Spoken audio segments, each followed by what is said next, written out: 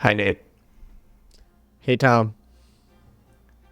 Do you know how Sam Altman really felt after all the crap that happened over the last 2 weeks?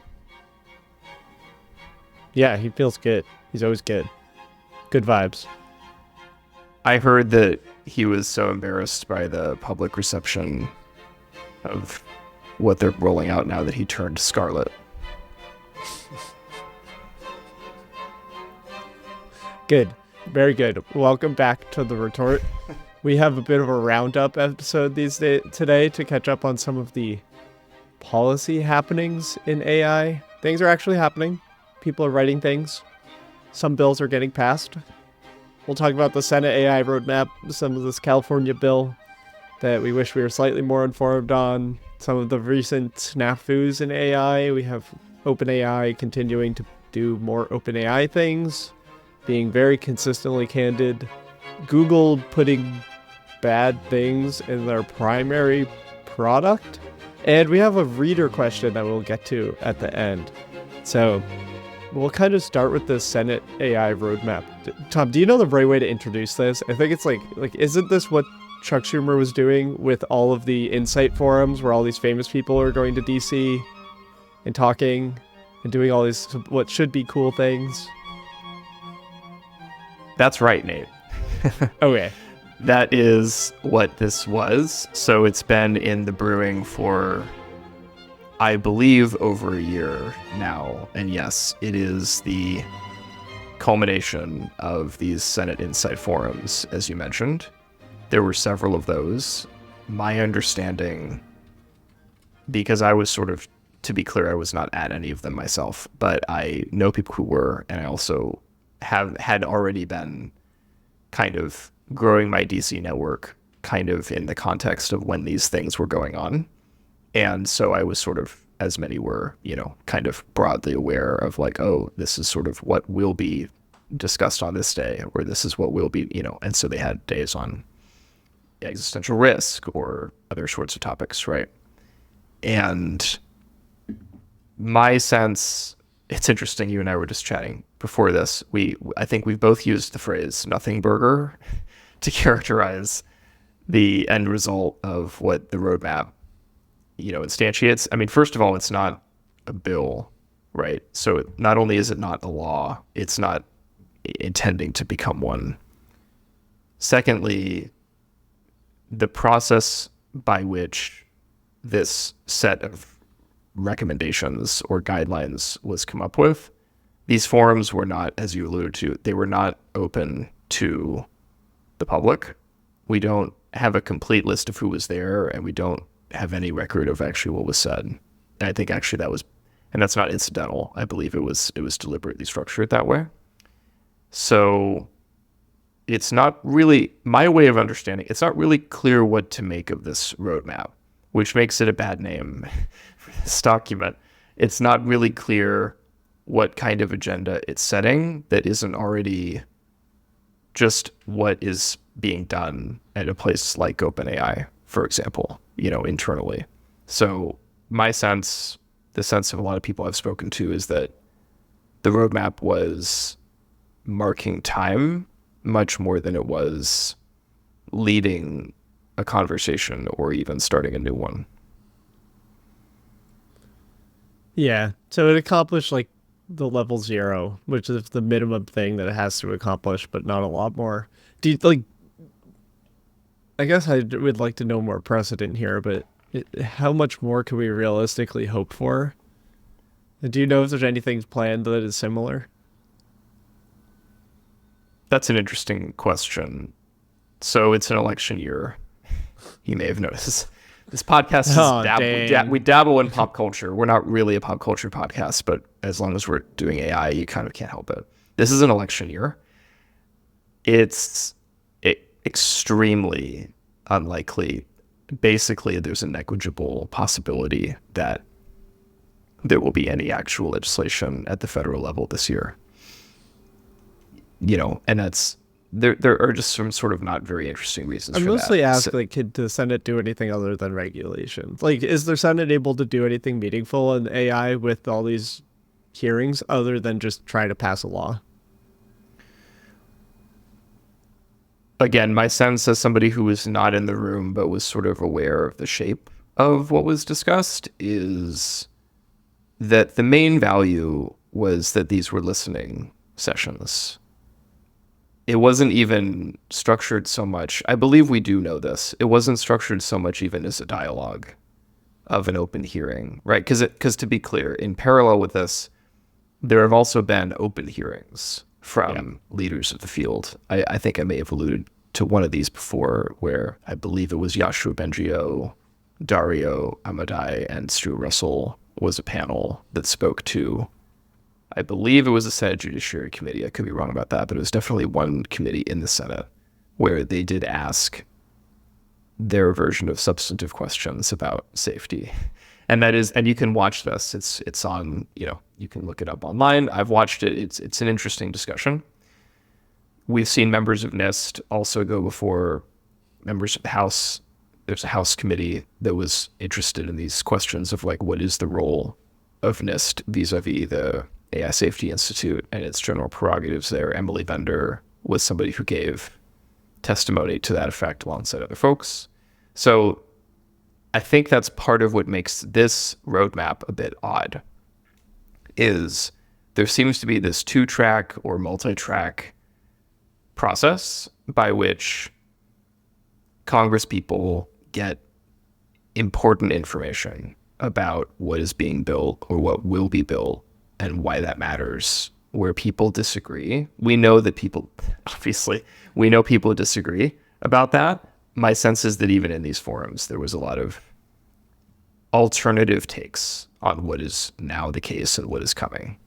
And it's not clear what the role of the public is on those sorts of questions, which I think it's already been clear from several of our previous episodes, but I'll say again, my sentiment across these different forums is that without substantially more public engagement on these topics and questions, a lot of the terms at stake are kind of unintelligible because they're rooted only in these abstractions that people interpret in fundamentally different ways.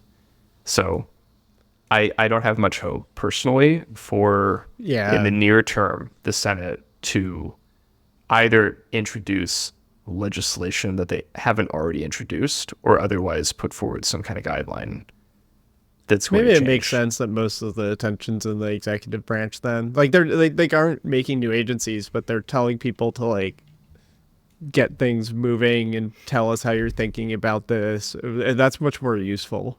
Yeah, I think the velocity could be higher. Like we could see more things and that'll give us a better sense for what they're actually thinking. I mean, we just talked about this for 5 minutes and we essentially said they did nothing. And it's just hard when you have, this is like a major release. Like we only hear something like this a few times a year. But when you have like a long tail of federal agencies, we see a lot more through like the NTIA comments and all the stuff that NIST is doing. So there was a white paper published by Data and Society that came out in the aftermath of the roadmap that I largely agreed with, which is called, I believe I have it open here, Put the Public in the Driver's Seat, Shadow Report to the U.S. Senate AI Policy Roadmap. So to some extent, I just basically agree with a lot of the points made in this document. So we can put this in the show notes, I guess. I would encourage folks to take a look at it in terms of the arguments that it's making. But it does make the point that the forums that lay behind this it's not really clear. They were very opaque in terms of what was discussed, and even what came out of the roadmap is long overdue and just not really beyond what companies are already kind of wanting to do anyway. Yeah. I just love that they have the domain senateshadowreport.com for this. I just checked that as well. I thought that was interesting. I saw the white paper first, and then I didn't realize they reserved a domain name for it. So yeah, I do think in terms of the substance, absolutely, the game right now is with executive agencies. I believe, we were already doing this show when the executive order came out last fall. I was immediately impressed with it as a commitment to, sharpening the mandates of existing agencies and also committing them to regular updates on how they are interpreting their own existing policies in the context of these new capabilities. Now, the big hot take, of course, was the perhaps arbitrary 10 to the 26th power or whatever it was of model size that informed a lot of the more like stringent AI safety adjacent concerns. But to me, that was a bit of a red herring. And the real significance of it was that it just set an important governance precedent around having agencies more or less continuously reassess how their own policies need to be updated in the context of whenever there's a new model, whenever there are new capabilities. And we've seen that. OMB released its guidance, that's the Office of Management and Budget, released a guidance and an RFI on AI procurement. And they did that in the context of what was required by the executive order. So like, this is just the way DC works. This is just the way AI policy in America, at least, is moving right now. The other thing, I mean, we could have also had a conversation about the AI Act in the EU, which actually was passed.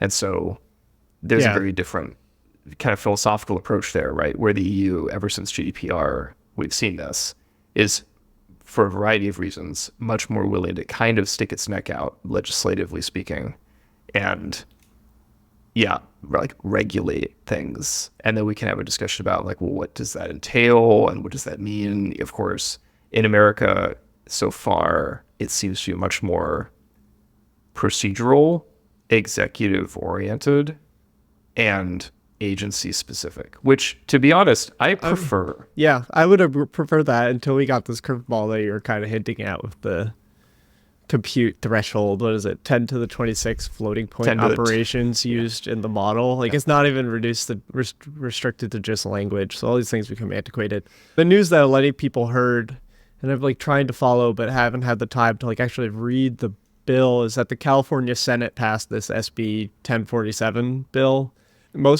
I'll include links to some Substacks I've been following in this. I think Dean Ball has been doing some interesting stuff and on hyperdimensional and friend of the pod, I think. And it just seems like it came out of left field from the reaction to people like in my circles. I mean, we were talking about this, like the AIT group chats are like, wait, they did what? And it's like it actually passed the Senate already.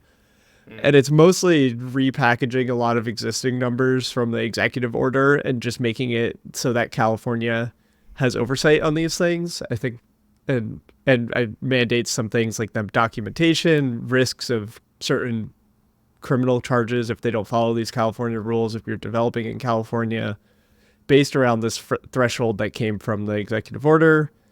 And then even maybe some onerous things like needing to have an off switch. And these things that, again, are kind of having language that affects people that are training just models, where the language is designed for people that are operating like at scale and sophisticated systems. So then by trying to, when you're not careful to regulate these kind of systems, you end up sweeping in all these people that are just trying to do good science and make GPUs go burr, and then they have to actually like comply with these California laws.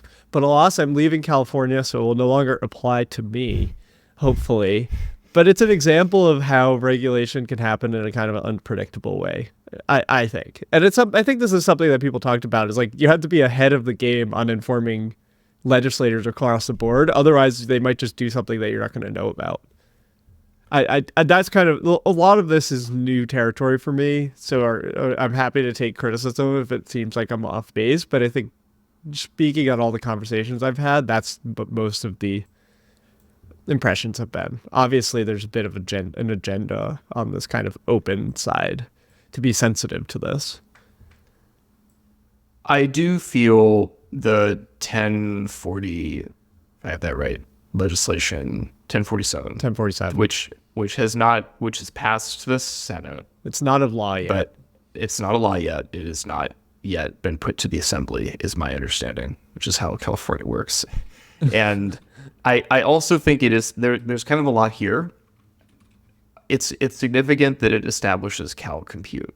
That strikes me as impressive and important. A lot of these legislations are setting precedent. So beyond the kind of 10 to the 26th number, I think, first of all, what the executive order did successfully, whether or not you agree with it, is it compelled a conversation around like, what is the reasonable shelling point beyond which a model is too big for people to just tinker with as they choose?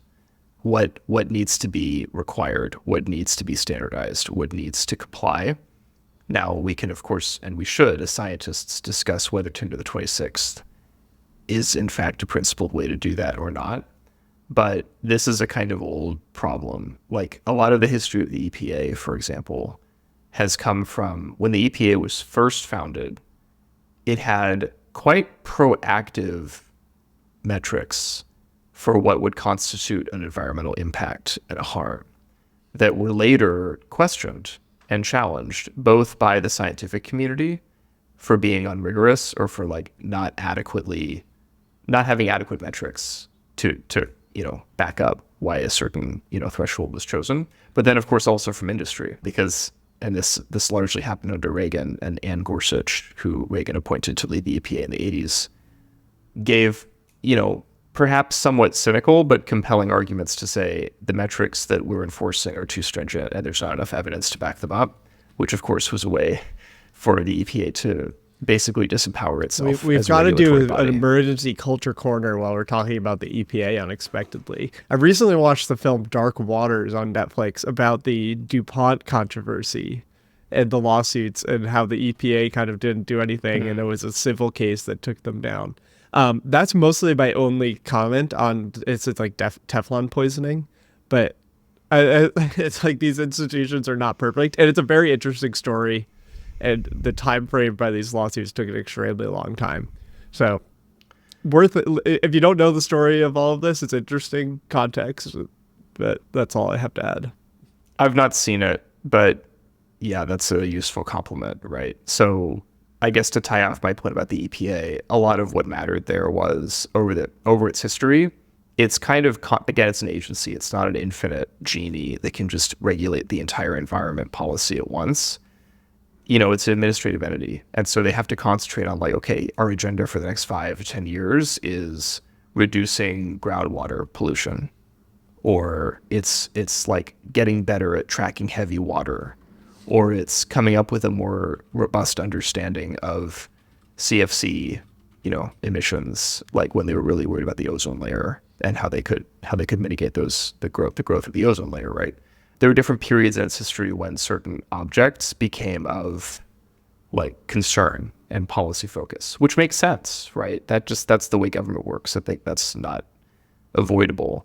So there are some questions here. Again, 10 to the 26th. First of all, is that a reasonable number? Probably not. I mean, we can have that discussion. Pretty much everyone in policy agrees that thresholds being based on static numbers is not a good idea. So that's one side of it. The other side of it is it's like threshold on capabilities, not on compute. So right, if not compute, then what capabilities? And is that the right kind of abstraction layer on which this should happen? Because people always skirt the compute things in weird ways. It sets, again, I think the number is more important because it defines what the shape of the debate is going to be, right? Which is scientists and policymakers and think tanks trying to coordinate and convince each other or maneuver around each other as more appropriate numbers are set with respect to what's coming down the pike. I think that's why it's significant. And so that in combination, I mean, there's a lot here. I'm looking at the notes right here, but I do think Cal Compute, which in the notes that I'm looking at here, which we can add, I guess, to our show notes, it's creating a new public cloud computer cluster, basically to make it so that the idea is not only that you're somewhat reducing the reliance on the big tech companies for compute resources, but the hope, and this is, speculative, is that, what would it mean for a public resource like that to empower or provide access or otherwise, and this is more provocative, but be aligned with California communities. So I think part of the story here really is this is about alignment, and alignment, like value alignment, in a different way than we've seen that mostly play out so far. So I think between Cal Compute, Empire AI, which is the disturbing but state level name of New York State's kind of equivalent resource that the governor there has also instantiated. I think this is a very real thing. There's also NVIDIA earnings that talked about this. I think this is a quote from one of the NVIDIA executives in the earnings from like this week, is that from a geographic perspective, data center revenue continues to diversify as countries around the world invest in sovereign AI. Sovereign AI refers to a nation's capability to produce artificial intelligence using its own infrastructure, data, workforce, and business networks. Essentially, like, this is something that NVIDIA is noticing on the bottom line. And because the US is so rich, like the US states can operate essentially as like pseudo-rich entities and do things in a very similar way. And pseudo-sovereign entities, which makes sense from a federalist point of view, right? So there's precedent for that. So I think between Cal Compute, Empire AI, and of course the federal level, there's this National AI Research Resource, or NARE for short. We are seeing this emerging ecosystem of public repositories of either data or compute or some combination of the two that is meant to provide a different kind of set of structural incentives around what can get built and for who is what I think matters here. And that's all, we don't know where the chips are going to land on this. But I think it's important, and it's not surprising to me that it is moving in this direction. Because to analogize, you think of things like the National Strategic Oil Reserve. I've been butchering the name slightly, but people always bring this up whenever, it's the height of summer and oil prices really go up. Sometimes the U.S. president, their administration will make a decision to tap into the Strategic Oil Reserve to temporarily reduce prices. That often gets politicized, but it's not surprising, right? Ultimately, AI is, and we're recognizing this, about sovereign power. The question is then, what is sovereign power, and what does it mean for AI to either be aligned with it or to instantiate it? And that's what these are experimental efforts, basically, to create infrastructure around that. How fractured do you see the AI economy becoming due to this kind of sovereign nature, given the globalization is already stepping back? I think if OpenAI and language models had been developed 15 years ago when kind of Google and Facebook were coming about, it's clear to me that it would probably be the same, where everyone's on Google and Facebook, Europe's on it, there's issues, it's not perfect. But is there a chance that it becomes substantially more fractured? And that would only kneecap the companies from becoming as big, which I think is, from an economic perspective, potentially good to have this kind of diversification. But I don't know if there's downstream bad outcomes for average human sort of thing. Yes, I don't know if I would use the word fragmentation, but yes, it's certainly, it's a few different cultural and political threads coming to a head at once. You have this growing populist kind of energy, which in part, and this is bipartisan, but is directed against monopolies in lots of industries, but tech is one of them. So it's partly that anti-monopolistic streak coming through here. As I already mentioned, it's partly federalism. So beyond just senators being having a sad about big tech companies being so big, it's also about certain states, especially the biggest ones, right? The wealthiest ones and the ones who have the most tech talent right now, trying to define their own ecosystem, or at least create a different equilibrium between, tech talent, their own budgets, and their relationships with what could be built to serve public ends, or at least in relation to public ends. I think also there's a question of just the geopolitics. So I believe we've already touched on this, right? The fact that, the EU, or at least France, is becoming more and more protective of Mistral. The UK has also taken recent steps to kind of help set a perimeter around its own startup ecosystem, in particular AI companies there. There's a kind of interesting parallel. It's kind of like the opposite of what happened in China, where you have these very established AI companies effectively operating in very close proximity to or even under the state. And instead what we have in the West is sort of companies that certainly began as private entities, but that states are now kind of moving closer to in order to kind of protect their own technological advantage, or at least stature, and make sure that, AI is now another dimension along which their geopolitical position is proactively defined. So I think there's populism. I think there's geopolitics. I think there's, just national level government stuff happening here. So it's not really that surprising, but it's also not clear if it's good. I'm generally hopeful about what's possible in an ecosystem like this, more than I'm hopeful for one in which 3 companies dictate AI for the entire world. I think that's the way I would put it.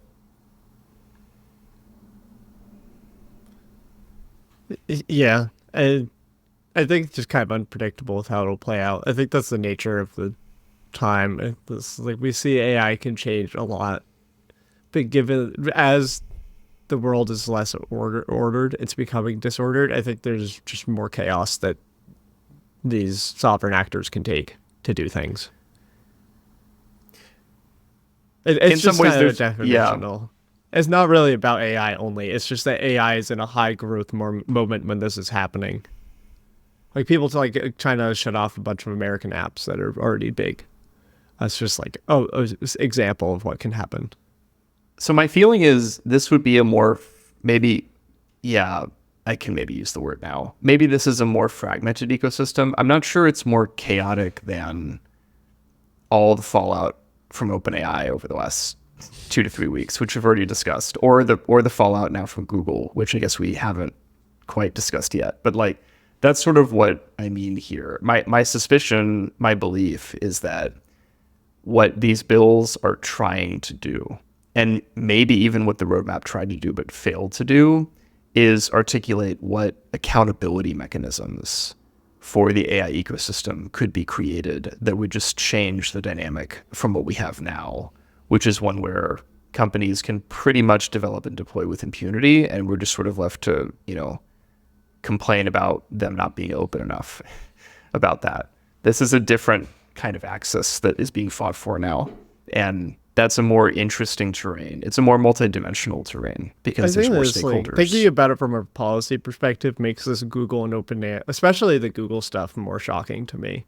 Because Google is essentially rolling out this AI, which is obviously extremely unreliable, into its user interface, which is mostly perceived as being required to be reliable.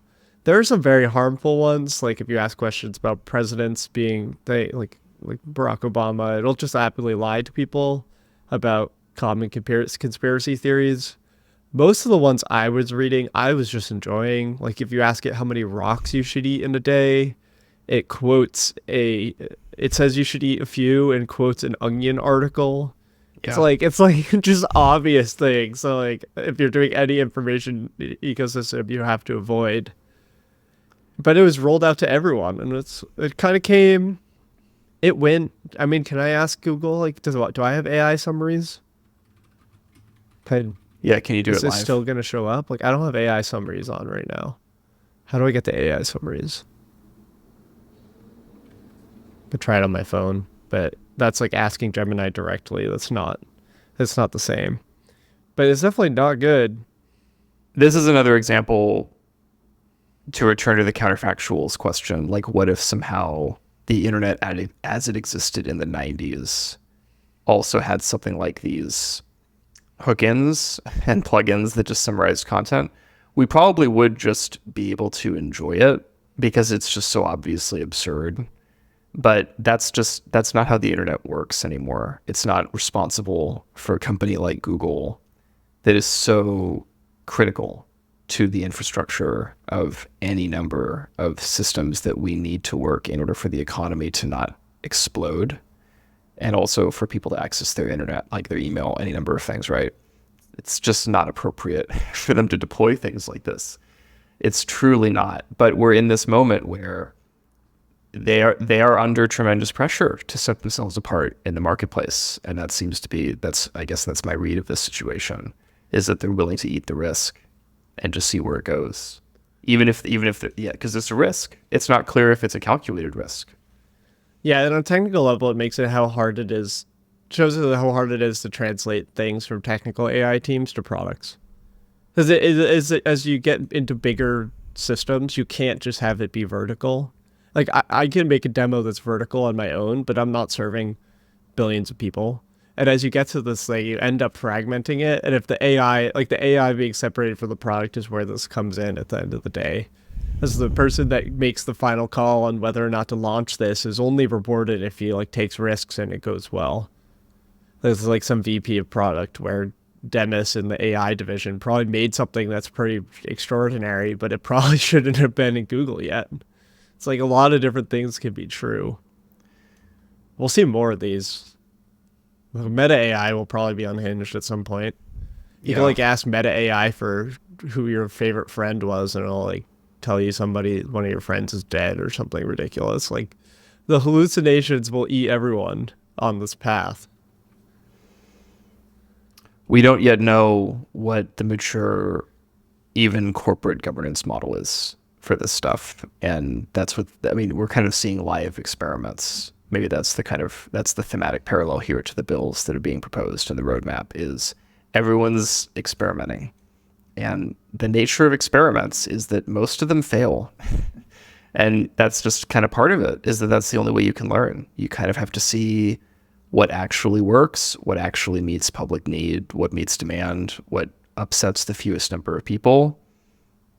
There's ultimately no way to figure that out other than trying. And so we're just going to see which companies are best positioned and maybe have the best leadership. We've talked about leadership before, to try and coordinate the very different parts of this pot. Or as you said, the move from tech to product is a huge issue for a company as just large as Google that can otherwise move mountains, but now needs to get something out there that's usable and trustworthy, which this is not.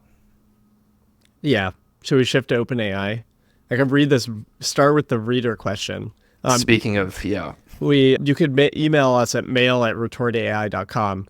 We got a message from, who is this actually from? I want to give them credit. David B says, we were talking about the model spec and OpenAI trying to communicate its model's alignment techniques. It said, David said, he had two names in his name. That always throws me off. Philosophically, I think your analysis was interesting, but in my opinion, OpenAI's presentation and model spec were directed at two different audiences, neither of whom care about coherent philosophy. I think that's a potential. Like, that's obvious that they're gaming the system. I continue. I'm not saying that OpenAI realizes this consciously as an organization, but I think they intuit it. Also agree. The presentation was aimed at the general public. This is the GPT-4 presentation. Users, as they might say. The purpose, to get money. Vast sums of money are required for what they're doing, and they need the usual kind of manipulative business marketing to get that money. The model spec was aimed at groups in power, governments, regulators, militaries. These are people who can stop what they're doing no matter how much money they have. These people have to be reassured, as powerful technology will be controllable, that OpenAI intends to lay this tool at the feet of those in power, so OpenAI will be allowed to continue building it. Do you have thoughts? I think this is like, we were very into, like, you were going off about this whole like audience things and how they phrase the languages at the top of this model spec blog post. I think model spec is doing too many things at once, for sure. And I said that on our last episode, and that's definitely, I agree with, sorry, David, is that his name? Yeah. this person who wrote in, I think that's probably, again, I don't work at the company, so as David acknowledged, it's unlikely, even if you do work at the company, that like the company is not itself a sentient entity that has some kind of plan. Maybe it should, but I think it's clear at this point that it's not always acting coherently, but it is navigating an ecosystem. It's navigating expectations right now that are very different between the public and between regulators. And that's to some extent inevitable because those are different audiences. I would just add to this that there's not just one public. It's a fundamentally just elitist way of thinking about people, that it's like, well, there's the experts, there's the policymakers, and then there's the public. Like they're just some kind of amorphous like mass of people who sort of, I guess the idea is that they broadly agree and feel the same things, but they just don't know enough to be party to decisions, which like I think it's actually often the opposite, which is that they're actually usually the ones, most normal people are in a position to make decisions about their own lives, but they're not given the information they would need to make any kind of informed decision requisite to what they want. I think that's overwhelmingly the issue here. And so it hasn't maybe been said yet, but yeah, I to sum up maybe my sentiment from the last episode, Model Spec strikes me as a deeply anti-democratic document because it seems to be more interested in representing interests that can be modeled than shaping publics that themselves can deliberate or come to a decision about what is being built. Now, I'm not surprised. Well, it's not supposed to be democratic. It's supposed to be saying we're doing this. As I said, I'm not surprised. Which is why I find it's right. like a little bit odd to think of it as a trust thing. Or like, I don't know. There's a lot of game theory if you're going to think it's about governments. I guess it has to be clear. Mm-hmm. There has to be somebody who is the audience. This has come up for me in AI safety conversations even recently, which is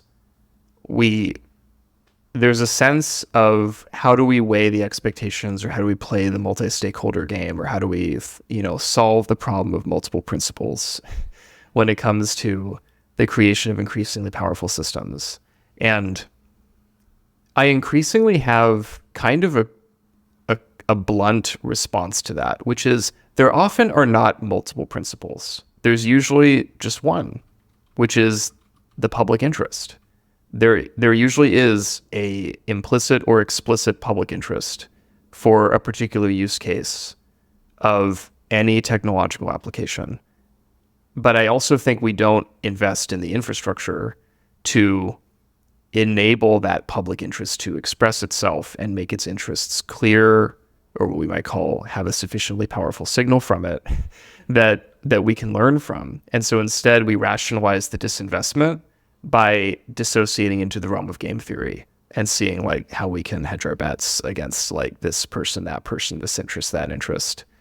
And that strikes me as a problem. And this again is part of the reason I'm curious about these public resources, because there's a potential there. Like they're structurally made, like their company is organized in a way with their core values to make this incredibly messy. For Google, this is much simpler. They're like, we're a company, we're trying to make money, we're trying to do this information. While like all this AGI talk makes it probably a lot more exposed to regulation coming in. And I think they will always have these problems. And like Google's models are closing the gap to OpenAI's models. I think this is like how OpenAI's like they just have a lot of exposed risk from a lot of different angles. And they've made it hard for themselves in a whole bunch of ways. It seems like they've kind of painted themselves into a corner increasingly. Yes, because they're marketing things that are general at the same time that they're trying to also control how we understand the risk profile of these models in ways that, again, I don't really want to trash talk it too much, but Model Spec, it's armchair philosophy in a bad way.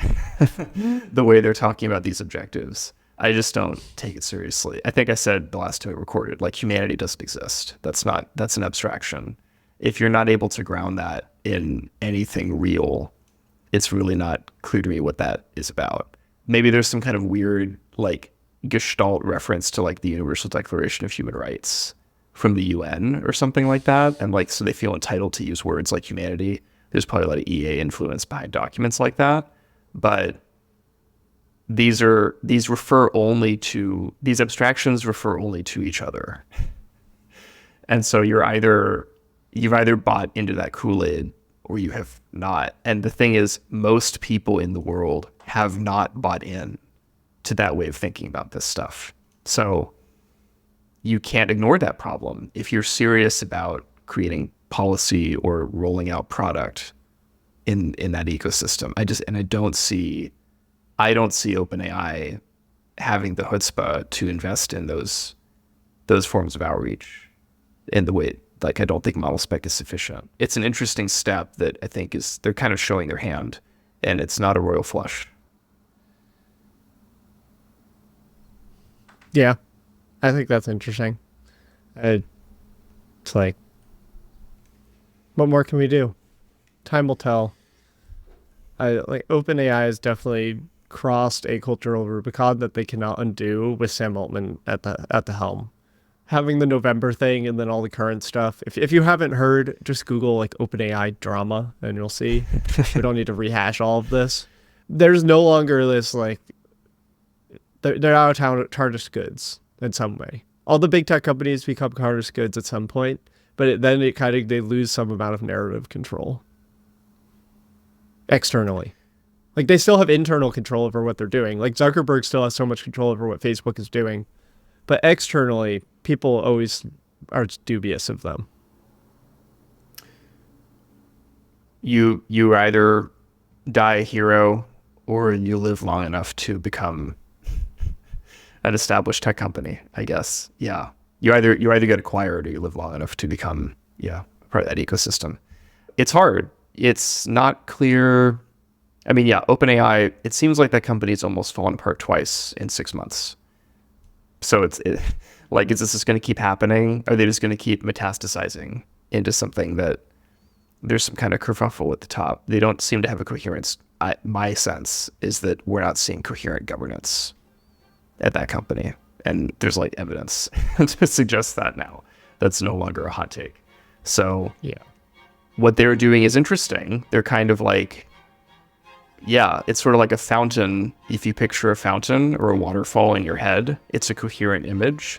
When actually, if you follow any bit of water, it's like constantly fluctuating and changing. And I kind of feel like AI is just such a hot growth area right now, professionally, technically, zeitgeist level stuff, that's enough for this company to sustain itself. But sooner or later, some difficult organizational decisions will have to be made. They are already being made, but they're racking up lawsuits, and they do seem to be losing public goodwill. Yeah, this is a big roundup of current policy things. My takeaway is that we're in murky days. For whatever reason, there's ebbs and flows to these things, and things are currently murky. Reach out if you have clarifying comments. I made merch store for interconnects. You can now buy mugs and iHeartRL t-shirts. Let me know if we should make a retort merch. It's all pretty easy. There's websites that you design it and you never have to have any inventory, so I can just I don't have to deal with anything.